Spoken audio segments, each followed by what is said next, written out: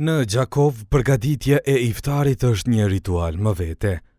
Në ditët e Ramazanit, kuzhinat e restoranteve dhe shtëpive mbushen me aromë gatimesh tradicionale, ndërsa kuzhinierët kujdesen që sofrat të jenë sa më të pasura. Në një nga kuzhinat e qytetit, përgatitjet për iftar nisin që nga baza.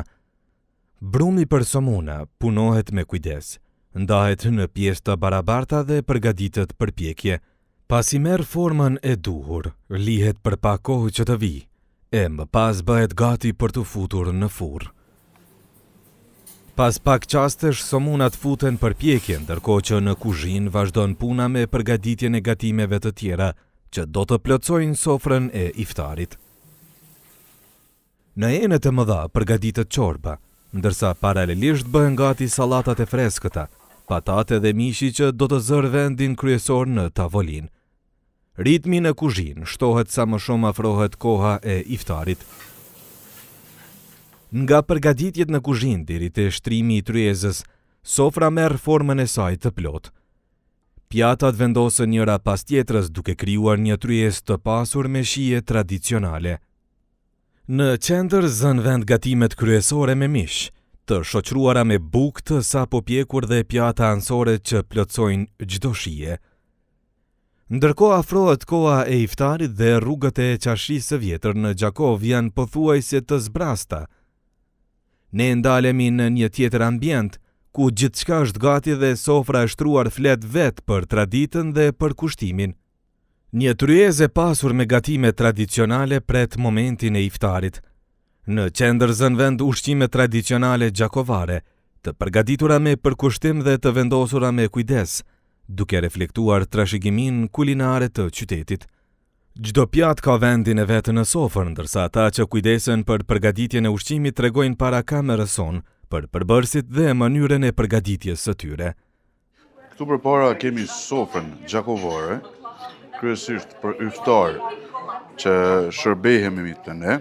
Kryesisht fillojmë me një supë ose çorbë të viçit, që bëhet me mish viçi edhe perime. Kryesisht karrotë dhe perime të zgjishme shkren. E kemi çorbën e pulës, që bëhet me kashuzit paqa e Stambollit, që i thojnë më thjesht, që përdoret zakonisht si paraha e nxehtë. Kemi djathën e shtëpisë, që e kultivojmë dhe bëjmë vetë. Kemi turshit të ndryshme që kemi mikset përzime prej specave, prej trangujve, karrota, spec turshi, brokolli e tjera. E kemi leçenikun e shtëpisë, që bëhet kryesisht me presh ose me spanak. E kemi flinë që bëjmë me sagj, është e shtëpisë bio. E kemi specat e fërgun, që bëhet me mazë të fshatit, edhe shkrihet edhe bëhet shkrihet edhe në gojë. E kemi pitën me plëncë, që është tradicionale e Gjakovës, që kryesisht në shtëpia i bojmë edhe zakonisht në restorante na është gjëja më preferuar që është e kërkuar. E kemi bukën e pogaçe, tradicionale jona, janë mantijat me mish dhe me kosë hudër sipër.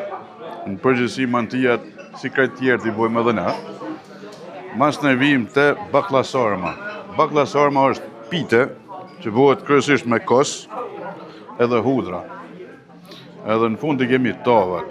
Është tava gjakovare që bëhet me krejt perimet e zgjishme edhe dominon domatja, edhe me mishin më të përzgjedhur të kasapit të viçit, që bëhet kryesisht në furrë.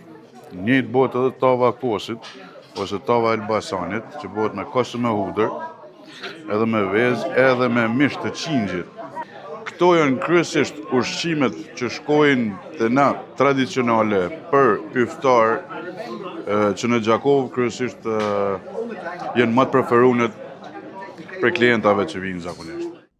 Kjo është sofra e iftarit në Gjakov, një ndërthurje traditëse për kushtimit dhe mikpritjes që e karakterizon këtë qytet gjatë muajit të Ramazanit.